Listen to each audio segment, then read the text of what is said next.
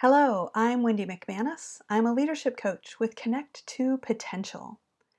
And I'm talking today about another core networking skill, which is developing your elevator pitch. Now, this doesn't have to be a pitch, it doesn't have to be all salesy. Think of this as simply a strategic way of introducing yourself so that you make an impression and start an engaging conversation.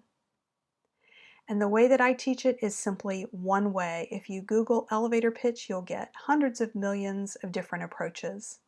This is simply a way that's worked well for me and for my clients. So think in terms of 40 to 70 words.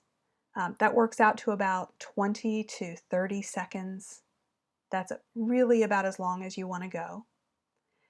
And you want to include 4 basic components. The first is who you are and what's the value that you add. So I didn't say who you are and what you do. Really focus on trying to not talk so much about what you do. Talk about the impact that you make. So who you are, how you add value. The second component is what makes you unique. Why are you different from all of the other people or companies that do that thing? Third is what it is that you want from the other person. What do you want them to do, to say, to think differently? And fourth is some type of engaging question. And the purpose of the engaging question is to gain some information, but also to be a good conversationalist, to turn the conversation back to the other person and get them speaking as well.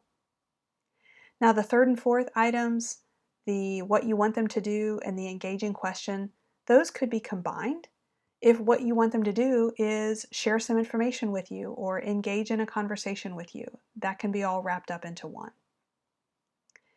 So for example, my introduction is, hello, I'm Wendy McManus. I'm a leadership coach and I work with produce industry professionals to help them become more capable, confident leaders of their own thriving teams. I was in produce marketing for 17 years, and that has given me unique insight into the challenges of this industry. I'm curious to hear more about you and your leadership role. What are some of the key challenges that you face? Now, you're going to want to have a few different versions based on who you're speaking to, based on the situation. You might want a version that's shorter, a version that's longer. You should also consider having a version where you're focused more on representing yourself and another version where you're focusing more on representing your company. What is the value that your company creates? Write it down, practice, edit, and then get really, really, really comfortable, because the whole idea is that you want to be able to speak with confidence, with no hesitation.